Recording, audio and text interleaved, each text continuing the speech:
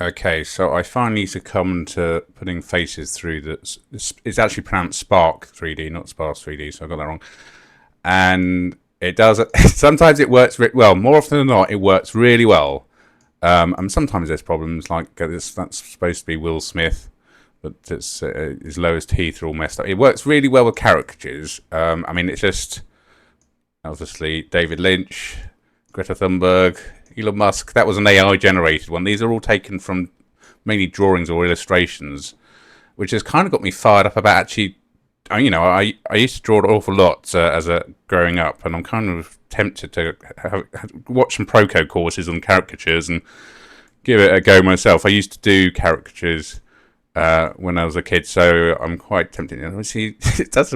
I mean, sometimes you have some issues. Like it's not that's supposed to be Brad Pitt, and then we've got Donald Trump, Mr. Putin, Mr. Trump, Jim Carrey. So yeah, that's it on caricatures. And also I had to go at some memes, which aliens. I'm not saying it's aliens, it's aliens meme. But you see, sometimes it sort of when there's teeth, it particularly stuffs up. It obviously didn't work on the 2D thing. Although I was kind of tempted to convert that using like a canny or something, an AI canny thing, which is where you can draw a line drawing and the AI can generate an image. But anyway, I didn't bother. And then we got Giga Chad, and then it's Meme Man, and I forget what this meme is about. But there is a problem with this. With the hair, and it does the hair, but obviously you wouldn't be able to 3D print that because it'd be like printing him in the middle of the air or have weird support. So wherever it comes out with hair like that, you'd have to figure out a way of fixing that. And also sometimes you get this weird texture, that smoothed out really well with the smooth brush. So and then I had to go at the Donald Trump blimp, and this was one of theirs, which is like pretty mental.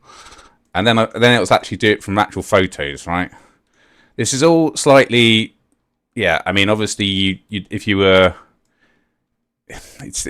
I mean, with the caricature stuff, if you draw on the caricature, I guess you could sell it, but as a 3D print or something at one of these maker places. But you'd have to have some sort of caveat in that you couldn't actually use a person's name, or you'd come up with some sort of like electrical scientist. That's Nikola Tesla. Did a really good job of Sam Altman. The AI seems to really know about Sam Altman or something. And then we got Jeffrey Hinton. It's slightly weirdness on his face, but again we've got the problem with the hair. And then we have another one of Tesla, but it's got its jacket a bit weird. And then we've got Alan Turing, which came out pretty well, although it's a bit I sort of you need to cut his arms off a bit to make it a proper bust. I thought, obviously go with your heroes.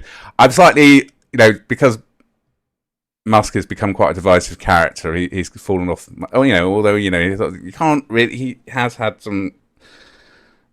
done some amazing shit. Still, anyway, I thought I'd give it a go, and as you can see, it doesn't always work. And then I had another go from a photo with, oh no, what's going on? Oops. Yeah, and then so David Lynch again, and then Albert Einstein, which did a pretty good one. And then I had another go at Musk. All the ones with Musk, and they really look quite like him. They always look a bit weird. And then another one with him pulling his famous silly face. And then this is what I initially started with was like mechs, and so these were all with the Flux AI generated diffusion thing using Comfy UI. With what I've done before. And these are pretty cool. I mean, this one's pretty cool, isn't it? There's some sort of futuristic soldier.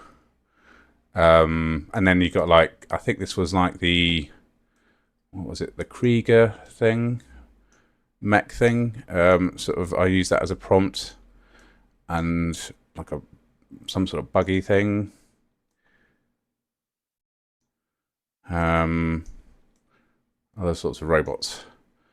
So yeah, but the main thing was obviously how would it do faces, and it does do. So the answer is it could do faces. It could do. So obviously go and find photos or caricatures, even maybe have a go at doing a caricature yourself of people you like, and pretty print. It would be obviously it's a bit of a. I was sort of holding fire on this because I was thinking, is it? Could I actually sell these as STLs or whatever? And I'm just feeling I can't really.